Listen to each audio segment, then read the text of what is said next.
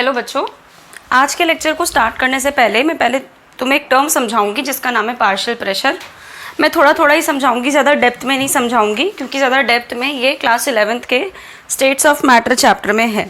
तो ऑलरेडी आपने पढ़ा होगा, बस एक बार मैं आपको रिमाइंड कर देती हूँ। ठीक है, तो आप इमेजिन करो कि आपके पास एक कंटेनर है। ठीक है, अब ये खाली है कंटेनर। मेरे पास ये टारगेट है कि मेरे पास ए है सॉल्वेंट और बी है सॉल्यूट, वैसा वर्सा भी हो सकता है। ठीक है, अभी मैंने बस समझाने के लिए बता रही हूँ। ए मेरे पास सॉल्वेंट है और बी मेरे पास सॉल्यूट है। अब मैंने क्या करा, इस सॉल्वेंट को मैंने इस कंटेनर के अंदर डाल दिया। वो सॉल्वेंट की स्टेट कुछ भी हो सकती है, लिक्विड भी हो सकती है, गैस भी हो सकती है, सॉलिड सॉल्यूशंस हम लोग पढ़ते नहीं हैं।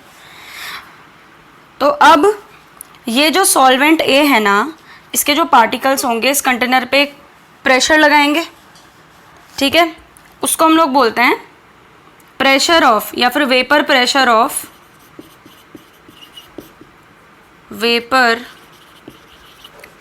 Of pure solvent. ठीक है, और इसको हम लोग डिनोट करते हैं P0 से। ठीक है, vapour pressure of pure solvent, और इसको हम लोग P0 से डिनोट करते हैं। कोई परेशानी इसमें? ये वाली चीज़ क्लियर हो गई? अच्छा, अब हमारे पास एक दूसरा कंटेनर है। इस दूसरे कंटेनर में भी सॉल्यूट डला हुआ है, जिस सॉल्यूट का नाम है बी। इसमें बी डला हुआ है। अभी जो सॉल्यूट बी होगा, ये इस कंटेनर पे एक वेपर प्रेशर लगाएगा। वेपर प्रेशर मतलब प्रेशर बाय द वेपर, और ज़्यादा मैं डेप्थ में नहीं बताऊंगी। तो ये हो जाएगा वेपर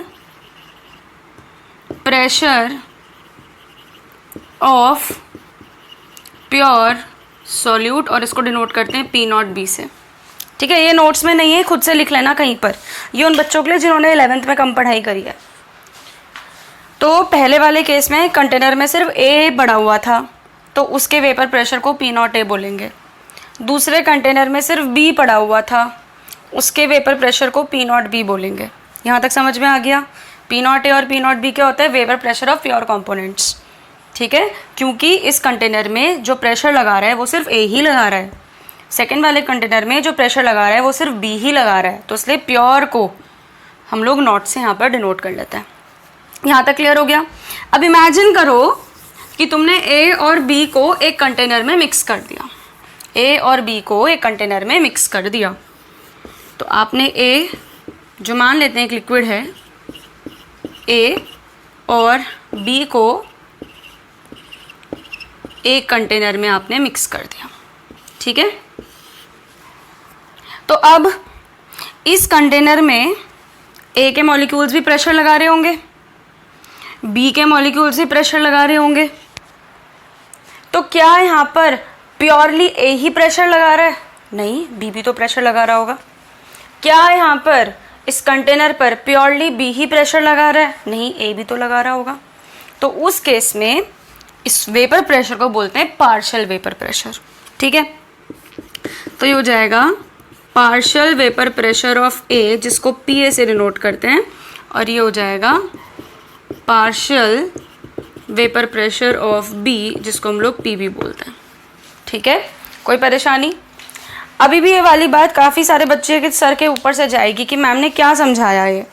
तो मैं एक तुम्हें डेली लाइफ से एक एग्जाम्पल देती हूँ। ठीक है, समझना। ऐसे ही लेम सा एग्जाम्पल है, बट इसके अलावा और मेरे को कोई एग्जाम्पल फ़िलहाल याद नहीं आ रहा है, तो बहुत लेम सा एग्जाम्पल है। मान लेते हैं कि हमारे पास है राम एंड श्याम। ये दो जन हैं, एक का नाम राम है, एक का नाम श्याम है। ठीक है, तो राम को बोला कि आपको इस रूम में पेंट करना है। तो राम ने 1 घंटे में पेंट कर लिया, कुछ ज़्यादा ही जल्दी कर दिया। चलो, 1 आवर में उसने पेंट कर दिया। और इस दौरान राम जिस प्रेशर से काम कर रहा है वो हो जाएगा pure vapour pressure of Ram, pure pressure of Ram. ठीक है, अब हमने श्याम को बोला भाई श्याम अब आपको इसी वॉल के ऊपर मतलब इसी रूम में एक और बार पेंट करना है। तो उसने पेंट करा और उसने सारा का सारा काम करा 3 घंटे में। थोड़ा स्लो है वो, लेकिन यहाँ पर जो सारा का सारा प्रेशर लग रहा है वो श्याम की वजह से लग रहा है, वो हो जाएगा प्योर प्रेशर बाय श्याम। तो राम कितने घंटे में कर रहा है? 1 घंटे में। और यहाँ पे जो पेंटिंग हो रही है उसके लिए खाली राम रिस्पॉन्सिबल है। श्याम कितने घंटे में कर रहा है? 3 घंटे में। यहाँ पे जो पेंटिंग हो रही है उसके लिए श्याम रिस्पॉन्सिबल है, इसीलिए इनके प्रेशर को नॉट से डिनोट कर दिया। अब मैंने बोला कि ठीक है यही रूम है, राम और श्याम तुम दोनों मिलकर के काम करो। ठीक है, राम और श्याम तुम दोनों मिलकर के काम करो। तो यहाँ से राम भी पेंटिंग कर रहा है, श्याम भी पेंटिंग कर रहा है, दोनों ने मिलकर के सारा का सारा जो काम ख़त्म करा वो 4 घंटे में करा। बीच में दोनों की लड़ाइयाँ भी हो गई। बीच में राम चिल्ला रहा है श्याम पे कि भाई तू तो बहुत धीरे धीरे काम कर रहा है, तुझसे तेज़ तो मैं ही कर दूंगा। श्याम बोलता है भाई तू मेरे लिए रुक जा, पहले मेरे को करने दे फिर तू करना। तो ऐसे पूरी चक्कर में इनको 4 घंटे लग गए। अब 4 घंटे में इन दोनों ने मिलकर के काम करा। तो क्या राम ने अपना काम पूरा 1 ही घंटे में करा होगा? नहीं ना, उसको कम ज़्यादा तो लगा होगा। अब इस केस में राम और श्याम का जो प्रेशर लग रहा था इस काम को करने के लिए वो क्या हो गया? अलग अलग हो गया। उस केस में हम लोग बोलेंगे partial vapour pressure of Ram और यहाँ पे कहेंगे partial vapour pressure of Shyam. ठीक है, कहने का मतलब ये हुआ। एक और चीज़ समझ लो, अब थोड़ा पढ़ाकू बच्चों के लिए एक और चीज़ समझ लो कि पहले ये मेरे पास सॉल्वेंट था, मान लेते हैं सॉल्वेंट एक लिक्विड है, वाटर है। सॉल्वेंट के पार्टिकल्स की काइनेटिक एनर्जी मतलब लिक्विड के पार्टिकल्स की काइनेटिक एनर्जी कम है, तो जो सॉल्वेंट का वेपर प्रेशर है वो क्या हो जाएगा? कम हो जाएगा। वो हो जाएगा pure vapour pressure of solvent, जिसको हमने ए माना था। अब दूसरे कंटेनर में हमारे पास सॉल्यूट है। मान लेते हैं सॉल्यूट हमारे पास गैस है।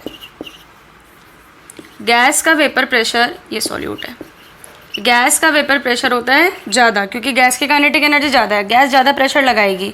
तो उस केस में pure vapour pressure of solute हमने क्या मान लिया? P0V। अब मैंने एक कंटेनर में सॉल्यूट और सॉल्वेंट दोनों को मिक्स कर दिया। ये सॉल्यूट है और सॉल्वेंट दोनों को मिक्स कर दिया। अब दोनों का जो ओरिजिनल वेपर प्रेशर है वो नहीं रहेगा। क्यों?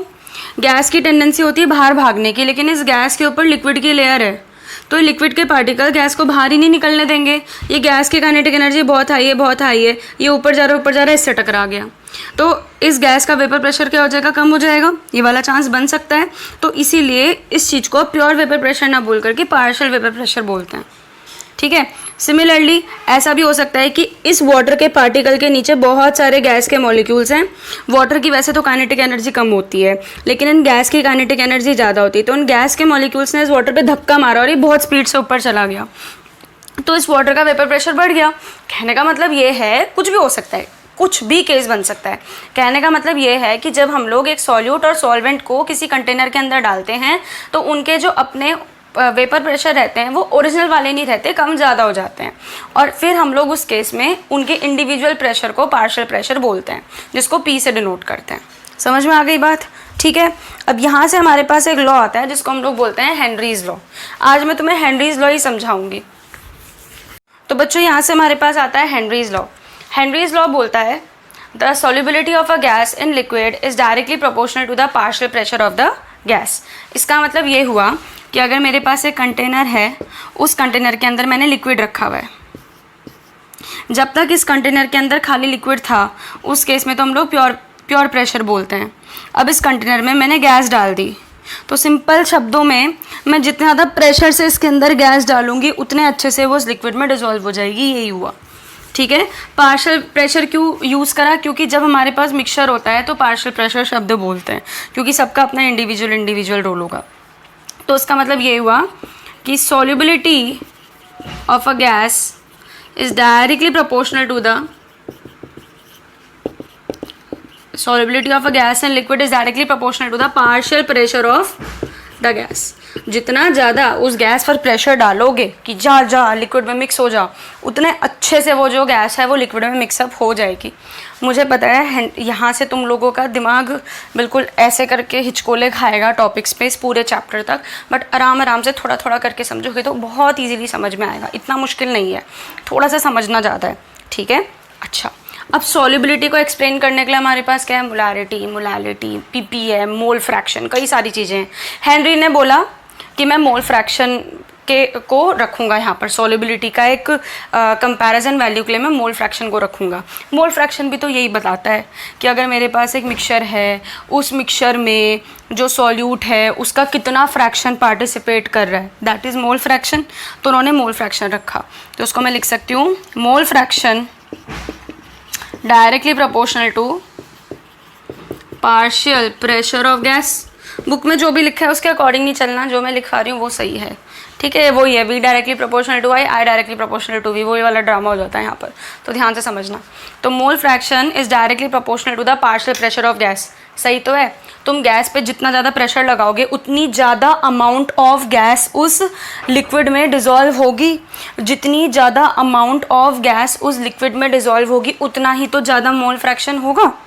तो इसको मैं क्या लिख सकती हूँ, x of solute is directly proportional to partial pressure of solute. कोई परेशानी इसमें, ये वाली चीज़ क्लियर हो गई। अब हम इसका थोड़ा सा मैथमेटिकल वो निकालते हैं, जिसको बोलते हैं फॉर्मूला निकालते हैं। तो यहाँ तक तो ठीक हो गया, ठीक है। अब इस प्रोपोर्शनैलिटी को हटाने के लिए मैं इसको रब कर देती हूँ यहाँ पर, x of solute directly proportional to p of solute, ठीक है। प्रोपोर्शनैलिटी हटाने के लिए कुछ ना कुछ तो कांस्टेंट लगाना पड़ेगा, तो यहाँ पे लगा देते हैं हम लोग k डैश। ये वाला स्टेप बहुत ध्यान से करना है, कहीं बुक्स में नहीं है। तो ये हो गया mole fraction of solute is equal to k dash partial pressure of the solute. कोई परेशानी इसमें। अब इस k को उधर शिफ्ट करेंगे तो क्या हो जाएगा, 1/k dash equal to partial pressure of solute, ठीक है। कोई परेशानी इसमें। तो 1/k डैश होता है KH, इसको हम लोग बोलते हैं हेनरीज कांस्टेंट। तो ये हो जाएगा partial pressure of solute is equal to mole fraction of solute into Henry's constant, ठीक है। That is P is equal to KH x। ये आपका बन जाएगा। समझ में आ गई बात। अगर तुम लोग सॉल्यूट को A से डिनोट कर रहे हो तो PA is equal to KH x से हो जाएगा। अगर तुम सॉल्यूट को B से डिनोट कर रहे हो तो PB is equal to KH x भी हो जाएगा। वो तुम लोगों की अपनी खुद की मर्जी है, ठीक है। वो उसमें कुछ परेशान होने की ज़रूरत नहीं, वो आपकी अपनी अंडरस्टैंडिंग पर बेस्ड है। इतना कंप्लीट हो गया। अब नेक्स्ट आता है हमारे पास हाँ, बस आपको इतना ही करना है आज।